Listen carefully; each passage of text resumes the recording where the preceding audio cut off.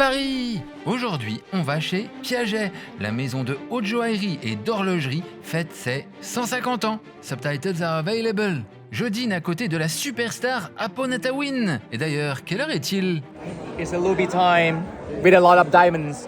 Il y a un défilé avec des colliers d'archives dont l'audace reste intacte et des nouvelles pièces. Et on visite l'exposition hyper secrète Piaget. Il n'y a même pas de vitrine. On peut toucher.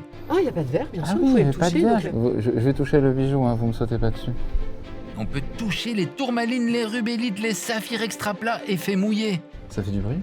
oh, mais c'est sympa. Stéphanie Sivrière, la directrice artistique de Piaget, nous montre ses nouvelles créations. Et Jean-Bernard Foreau, responsable du patrimoine Piaget, répond à toutes nos questions. En fait, on est plus Kairos que Chronos, quelque part. Si ça vous parle. Le pauvre, il a subi un quasi-interrogatoire. Racines de rubis, lapis lazuli, malachite, des émeraudes comme si c'était des galets sur la plage, des spessartites, de la cornaline, des opales et surtout de l'or travaillé de 1000 façons. Je rencontre les artisans qui pratiquent les savoir-faire spécifiques à Piaget. Ils sont sortis de leur manufacture suisse pour quelques jours et font partie des 100 métiers qui coexistent chez Piaget. Et on découvre l'extravagance Piaget, l'ultra fin extra plat des bijoux de Liz Taylor, Jackie Kennedy, Salvador Dali, Andy Warhol et la rose Piaget. Quelle heure est-il? Il est Piaget moins quart. Même si l'heure est un accessoire dessus, on voit l'heure. Bonjour, je suis Loïc Prigent, abonnez-vous à la chaîne pour tout voir de la mode et aussi de la haute joaillerie. Laissez un commentaire sur votre pièce ou savoir-faire préféré. Moi vous allez voir, c'est cette montre étonnante sans bracelet, mais pas vraiment un réveil ni une horloge non plus. Allez sur fashionmoodboard.com pour remplir votre moodboard avec des vidéos, des photos, des longs articles sur la mode et ses inspirations. Privilège incroyable, je suis donc assis à côté de l'acteur Apo Natawin au dîner des 150 ans de Piaget. La superstar thaïlandaise portait ce dragon incroyable en broche et une montre qui nous a fait la conversation toute la soirée. Le défilé dans les salons de l'hôtel particulier 18e siècle donne envie de voir les bijoux de près, comprendre ce qui vient de l'archive, comme ce bijou, cette rose en or, mais aussi les nouveautés. Direction donc le Palais Brongniart pour tout comprendre, tout voir de Piaget. La maison Piaget est tout ce qu'il y a de plus familial. Elle naît dans la montagne, fondée par un gars de 19 ans, Georges-Édouard Piaget, en 1874, à plus de 1000 mètres d'altitude dans le Jura suisse. Le nom du village est génial, la Côte aux Fées. Il fait une première montre pour sa femme, un cadeau, et c'est parti pour l'horlogerie. La maison devient célèbre pour ses montres de luxe et ses mouvements. Stéphanie Sivrière est la directrice artistique de Piaget. Sa touche est féminine, fluide, subtile, flamboyante quand il faut. Ses bijoux n'écrasent jamais, mais illuminent. C'est l'émeraude, j'adore les émeraudes. Et j'adore les émeraudes où il y a une pointe de bleu dedans. Je trouve que c'est beaucoup plus frais. On a des émeraudes où il y a une pointe de jaune qui sont un peu plus statutaires.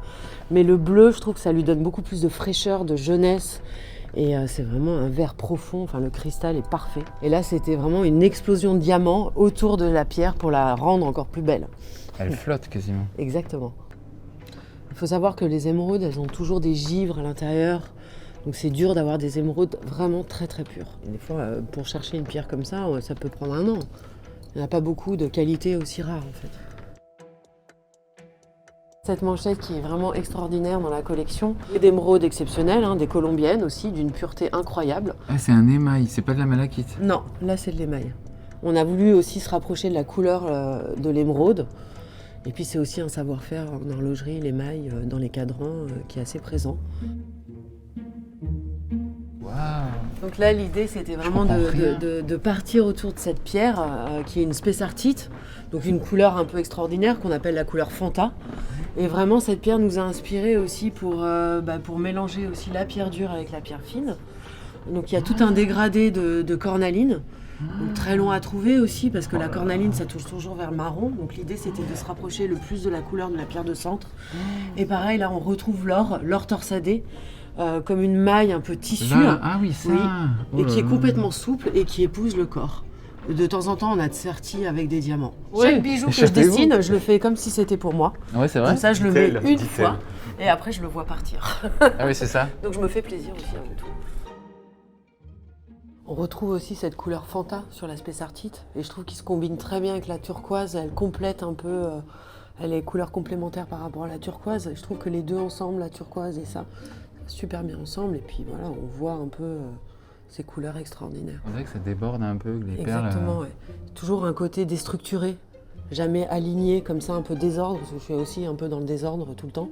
Donc on voit un peu, voilà, c'est déstructuré mais maîtrisé. Et vous faites quel travail ici aujourd'hui? On fait du sertissage. En l'occurrence, sertissage griffe sur une montre Gala. Quelle est la douleur qu'on ressent quand on casse une pierre? Ça dépend qui c'est qui paye. Ça doit faire un pic au cœur. Hein. Au bout de combien de temps vous êtes devenu bon? Moi, je fais ça depuis, je suis pour Piaget depuis 93. Ah ouais, wow, félicitations. Ouais, ça fait un moment déjà. Ah ouais, trop bien. Alors en fait, les produits évoluent. Donc en fait, on n'est pas toujours bon. Ah oui. Donc on commence une pièce, la première, elle n'est pas toujours la meilleure. Et après, quand on en fait quelques-unes, on apprend à faire. Donc on découvre toujours. Il y a toujours des nouvelles choses. Trop bonne réponse. C'est quoi le moment préféré dans votre travail? Mon préféré, c'est quand je fixe la pierre. Ah oui, il y a une satisfaction. Ouais. Quand elle est fixée, qu'elle bouge plus. Et là, on voit la brillance de la pierre et l'ensemble. C'est vrai que c'est très beau. Sur des produits comme ça, c'est exceptionnel. C'est fou ça. Ouais, je trouve qu'on a beaucoup de chance. Là, vous êtes en train de sertir, c'est ça? Exactement, je suis en train de fixer la pierre. Faut plus qu'elle bouge. Voilà, jusqu'à qu'elle bouge plus. Ça m'a stressé là. Et après, on vient délicatement limer la griffe, ce qui permet après de venir diminuer la taille de la griffe au maximum pour qu'elle ne gêne pas. Et le but, c'est toujours qu'on voie le maximum la pierre, donc diminuer la matière autour. Vous étiez un enfant patient? Du tout. Ah ouais? Non, non, je suis un grand impatient. Ah bon? Mais ça me calme. Piaget vous a calmé? Ça vous stresse pas? Ah oui, c'est ça, hein? Mais c'est surtout qu'après, au toucher, il faut qu'il n'y ait rien qui accroche les vêtements, il faut que ce soit doux, il faut que ce soit confortable. Donc ça, c'est vraiment que l'ajustement et puis la précision. Pareil, ce sautoir, pour moi, qui fait vraiment hommage à la pierre dure et à notre double savoir-faire chez nous, parce que c'est un sautoir-montre qui se transforme soit en montre, soit en bijou. Et cette partie, on peut la détacher, la mettre sur un bracelet de montre, et puis porter le sautoir sans la montre.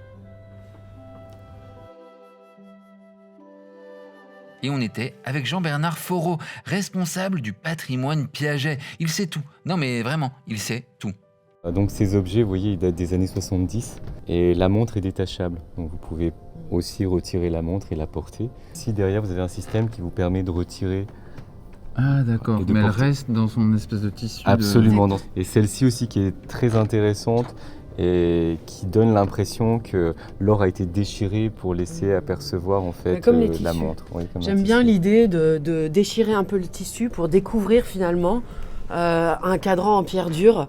Donc on a toujours un petit effet de surprise. Comment Piaget fait des montres aussi plates en 70? Valentin Piaget crée un effet waouh en 1957 avec une montre ultra fine, 2 mm mais toujours fiable. Une nouvelle typologie d'élégance pour les montres fines, des calibres si fins qu'ils défient l'entendement.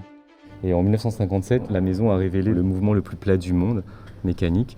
Puis 3 ans plus tard, en 1960, le mouvement 12P, donc le mouvement automatique le plus plat du monde. Et en fait, grâce à cette finesse, Piaget a pu créer ce qu'on appelle en interne le temps élégant. Moi je suis team extra plat. Hein. Et aussi, si ça vous surprend, vous avez vu que souvent sur les montres vintage, il n'y a pas d'index. Ah, les C'est-à-dire qu'il n'y a chiffres sont pas les- écrits. Voilà. En fait, si vous voulez, c'était une envie de la maison que M. Piaget m'a souvent rappelé, c'était de dire chez Piaget, on ne mesure pas le temps, on l'admire. Finalement, le temps passe sur de la matière, comme le dit Stéphanie, des pierres ornementales, de la racine de rubis, du lapis lazuli, mais que finalement, l'heure exacte, c'est pas très important. Dans les archives Piaget, trésor, cette médaille qui n'est pas qu'une médaille. Vous voyez, c'est Merci. une montre donc avec un mouvement 9P à l'intérieur. Donc je vais la fermer Et puis ici, vous voyez, je vais vous montrer de profil. En fait, je vais fermer le petit canapé. Mais c'est une vraie pièce à l'origine. Ah oui, qu'ils absolument. ont retravaillé. Absolument, oui. Ce que je trouve intéressant, c'est que si vous la posez sur la table, bon, tout le monde se dit tiens, il a une pièce en or. Puis finalement, en fait, quelque part, vous savez que vous allez pouvoir faire découvrir quelque chose après. Voilà, vous le voyez vous ou pas? Voilà, ça s'ouvre tout délicatement. Voilà, et donc là, à l'intérieur, voilà. Et vous voyez l'intérieur. C'est ça, non? Oui, c'est un travail de guilloché, en fait, de finition, de décor. On retrouve le décor de l'ordre. Et regardez même le dessous, vous voyez. Mon Dieu, mais ça travaillé. s'ouvre. Voyez, Mais elle reste scellée quand même. Oui. En fait, vous ne pouvez pas retirer la montre. Hein. Ok, incroyable. C'est la petite dose d'extravagance qu'il y a sous l'élégance. Moi, depuis que je suis chez Piaget, j'ai toujours 2 mots quand je crée, c'est élégance et surprise. C'est vraiment mes 2 mots en tête. Ça, c'est une montre à secret vintage. C'est une montre à secret, ça? En fait, ce qui est intéressant avec la montre à secret, c'est que la montre à secret, elle a un petit peu fait le lien chez Piaget entre le moment où la marque est très horlogère, où elle devient joaillère. Puisqu'en fait, c'est une montre bijou. Donc quand elle est fermée, on pense que c'est un bracelet de diamants avec des poires, des marquises, des tailles émeraudes. Et puis en fait, seulement celle qui la porte sait qu'à l'intérieur, il y a une montre. L'une des figures de Piaget, c'est Yves Piaget, un Gatsby, le magnifique très visible à partir des années 1970. C'est un homme incroyable qui a ressenti dès les années 60 l'envie pour une clientèle jet set, en fait de pas seulement avoir des moyens mais aussi de vivre des moments. Et il a eu, je dirais, le flair de mélanger des clients, des amis, des célébrités, des artistes, tout ça avec des soirées très spontanées. Qui ont créé cette Piaget Society, qui lui a permis finalement d'attirer à lui des personnes qui sont devenues des clients avec des noms célèbres. Hein. Tout à l'heure, je vous parlais d'Andy Warhol, on a Elizabeth Taylor, on a Jackie Kennedy. Et en fait, ces icônes de style ou ces icônes de mode, finalement, ont élevé la réputation de la maison. Jackie Kennedy, elle porte quoi de chez Piaget? Alors, elle a porté cette montre en jade avec une grammaire de style très Piaget. C'est quoi, c'est des cuffs? Alors ce sont en fait des pièces que nous venons de racheter en vente aux enchères qui ont appartenu donc au célèbre Roger Moore, l'acteur de James Bond. Et en fait Roger Moore est un ami de la maison Piaget dans les années 70. Il a aussi porté la montre Polo et il avait des boutons de manchette et un coupe-cigare. Ça c'est un coupe-cigare? Absolument. Comment ça marche? Donc en fait vous ouvrez par ici, vous voyez, il y avait le cigare qui passait. Et clac. Clac, vous le coupez. Mais et donc oui, c'est en or. Guillotine à cigare, voilà, quoi. absolument. Donc tout est en or blanc et puis en or jaune. Donc il y a un effet satiné et poli, toujours dans le contraste des matières qui est vraiment propre à la maison. Avec un petit briquet qui va avec, hein, qui marche. L'actrice et activiste Elizabeth Taylor est connue pour sa collection de joaillerie et de montres précieuses. Et évidemment, elle faisait son shopping chez Piaget. Et cette montre avec les ovales comme ça en or travaillé, finalement elle m'a inspirée aussi pour faire ce collier dont je vous parlais, que j'aime beaucoup. Il y a un côté très 70s mais en même temps très portable, avec ces ovales qu'on retrouve et ces plaques d'opale qui sont une pierre très chère à la maison Piaget. L'ovale aussi, c'était vraiment une forme très présente dans la maison. Donc on a aussi joué avec cette forme. Donc cette manchette, elle date de 1971 et la bague date de 2024. Donc finalement, ça fait écho avec la forme ovale, le contraste aussi, enfin la matière, et puis le contraste entre la pierre dure et la pierre précieuse. Le saviez-vous, l'artiste surréaliste Salvador Dali avait décidé de créer sa propre monnaie, se prenant un peu pour Louis XIV. Il appose son effigie d'un côté et de l'autre, Gala, sa muse. Ça s'appelait les Dali d'or, tout simplement. Puis ensuite, il y a une collaboration qui s'est faite avec la maison Piaget pour créer toute une collection de montres et de bijoux autour des Dali d'or. Donc cette collaboration, elle a commencé en 1967 et elle s'est terminée en 1985, donc c'est quand même une collaboration qui est longue. Et en fait, les dessins étaient soumis à Dali, qui les validait, et ensuite la maison Piaget pouvait les reproduire avec toujours un grand respect, puisque c'est considéré comme une œuvre d'art. Chaque Dali est numéroté et millésimé. Autre artiste jet-setter fou de Piaget, c'est Andy Warhol. Et Warhol avait plus de 300 montres, il a acheté des montres Piaget avant que M. Piaget ne le rencontre, puisqu'ils se sont rencontrés en 1979, mais avant 1979, Warhol avait acquis différentes montres Piaget. À New York ? Oui, par exemple cette montre manchette, cette montre coussin et aussi cet objet qui est juste incroyable, qui est un lingot en or dans lequel se cache une montre. Vous avez vu tout à l'heure les pièces de monnaie. Donc la notion de l'étalon or, hein, la pièce d'Alidor, ou ici le lingot, je vais me permettre de vous le montrer aussi. Donc en fait, bien sûr, la montre disparaît. Ça, c'est celle de Monsieur Warhol? Absolument. Et ça Et devient donc du un coup, c'est un lingot d'or, vous voyez. Tenez, je vous le mets dans la main, vous allez voir, c'est incroyable. Ah, waouh! Ah, c'est de l'or, hein? Pas mal. En anti-stress, c'est sympa. Éventuellement, oui. Un des éléments visuels clés de la marque, c'est ce trophée en or massif porté pendant le défilé. Monsieur Piaget est un homme passionné par les roses et donc il a repris en fait le concours des roses de Genève. Au lieu de donner finalement un trophée qui était une coupe en laiton, il a décidé d'offrir à l'obtenteur de la rose de Genève une rose en or massif. Donc en 1982, il y a une rose qui obtient tous les prix. Le prix du parfum, le prix de la couleur, le prix des pétales, le prix de la taille, le prix de la résistance. Ah, waouh! Et en fait, chelem de la rose. voilà. Et en fait, le jury va décider de donner le nom Yves Piaget à cette rose. Et donc, en fait, ce nom appartient à Monsieur Piaget, cette rose lui appartient. C'est une vraie fleur hein, que vous pouvez acheter dans un magasin, qu'on peut offrir, nous, en tant que maison, à nos clients pour leur anniversaire, par exemple, ou dans nos soirées.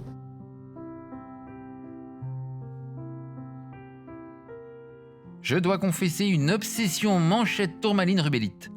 Alors ça pareil, c'est une manchette où là je me suis inspirée de maillons du patrimoine qu'on retrouve là au centre. Et là j'ai joué avec de la tourmaline et de la pierre ornementale au centre. Et là j'ai plutôt joué la couleur avec une magnifique tourmaline indicolite où on retrouve aussi ces deux couleurs, le bleu et le vert, associées à de la rubellite qui est rose, assez flashy. Et on retrouve aussi cette torsade aussi autour de la pierre. On découvre des pièces mythiques sorties des coffres-forts des archives, mais reportées sur le défilé, démonstration d'intemporalité.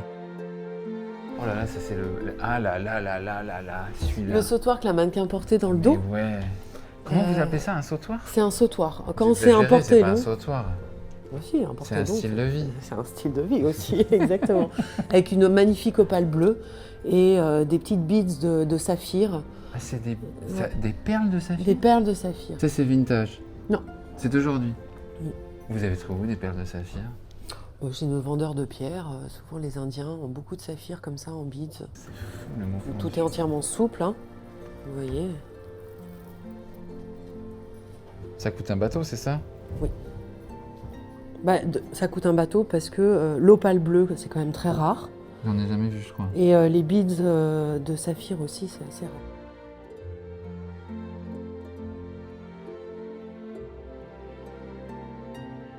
Je lâché, hein. Et on s'est lâché et je trouve qu'on retrouve bien, en tout cas, l'esprit de la maison, l'allure de la maison, le côté élégant, le côté surprenant de la maison, ces doubles facettes avec l'horlogerie et la joaillerie mixées dans des mêmes pièces.